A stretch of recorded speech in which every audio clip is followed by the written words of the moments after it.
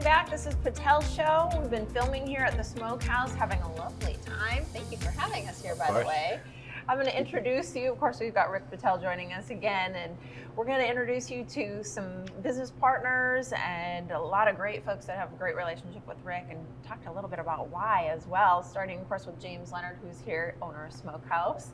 We've got Rubin, who's managing partner, and Chris Powell is senior sales director with Rick. A lot of great personalities here at the table. Mm-hmm. Rick, I want to start by, though, diving into, obviously you're a great entrepreneur, a very successful one at that. Mm-hmm. What brought you into business to begin with? My mom always had a lot of passion in business. Her dad was in the tobacco industry in India. My mom never got a chance to see her dad. He passed away earlier on, but she heard all kinds of stories like, oh my God, he would help out the community. He would do so much stuff over there. He loved his guns, you know how it is with the males and horses. And so my mom always pushed me. So on my mom's side, they're always in business. They've got tons of C-stores, hotels. I know a lot of Indians are in the C-stores and hotels, And so my mom pushed me to going into that. I guess a lot of times people think you have to go to college to be successful. And you don't have to go to college to be successful. I mean, you can open up your own business, And so I headed in that direction, and here I am. I started with one gas station in Hardeeville, moved with my wife down here, Vishali, and just started expanding after that. Yeah, absolutely. And what an expansion, and what a story, what a backstory. I love learning a little bit more about that. Mm-hmm. I want to connect with Rubin for a second here and talk about how this came to be and what, a little bit more about his role and how it's significant. Well, it's crazy. I remember, I totally forgot about it, but Rubin actually came to the gas station when he was really young to ask me for a job. And I forgot I told you that. Yeah. I was like, no, we don't need anybody right now. But I did reach out to Rubin afterwards.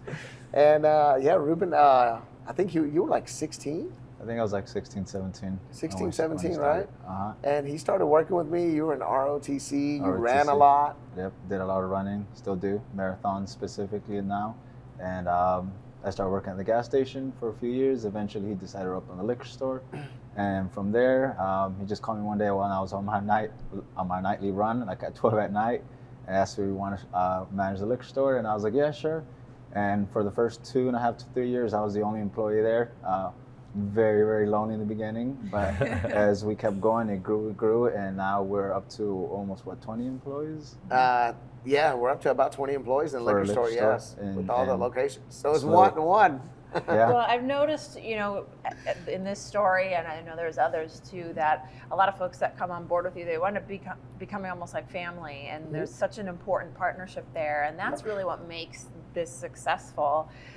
Let's talk a little bit more about Chris too, because you all have an interesting story to share. Yeah, so Chris, we've known each other since 2007, and used to work with Red Bull, so Chris would come to my store and sell me Red Bull, and I think after that, we just started talking more and more, and we were more of a family friend basis before Chris came on, right, Chris? That's right.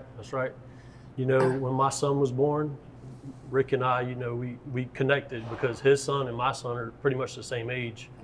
Mm-hmm. And, I work for R&DC, and Rick would always call me, hey man, I need this, I need that. I didn't never ask any questions. I always did what I could for Rick. And he's always been a great friend for me. Yeah, absolutely. Well, it's a great relationship to have. Great group of folks here at the table, and I want to make sure, of course, we talk to James and talk a little bit about growth opportunities, new partnerships. Yes, super grateful, James.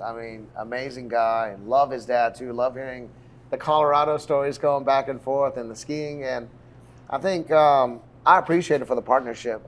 It's always good to change. If you want growth, we don't want to be like the traditional Kodak story where they never wanted to invest in the digital, and you see what happened. And I love James because he's open to ideas like, what can I do to continuously help this place grow? Yeah, Rick kind of pushes us forward, at least me on that as well. He's constantly giving me phone calls, asking what he can do for me, kind of throwing new ideas out there. So we really appreciate that from you as well. So we've created a great relationship along the way. Absolutely, I can see that for sure. Just just meeting you and being here today, and it's great to see how the creativity and the relationships have fostered this business atmosphere that you've created, and all these partnerships and how they go into it. So, thank you all for being here and sharing a little bit about how this all works. And we've got more Patel Show after the break. Can't believe we're done with that segment. We'll have to have y'all back, and we'll be right back. Thanks for watching.